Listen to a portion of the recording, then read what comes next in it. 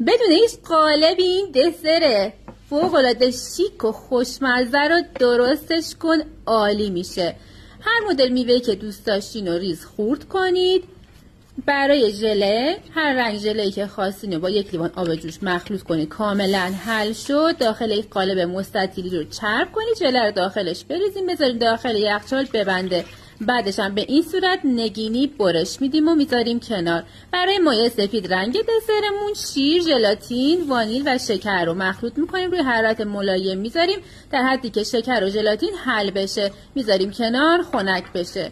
یه قوطی آب معدنی به این صورت برش میدیم. حالا ژله های خورد شده و میوه ها رو به این صورت داخل ظرف رو پر میکنیم و از مایه دسر سفید رنگمون روش میریزیم، میذاریم داخل یخچال 3-4 ساعت بمونه، خوب خودش رو بگیره. با قیچی قوطی رو برش بدین و دسر رو بیرون بیارین و برش بدین.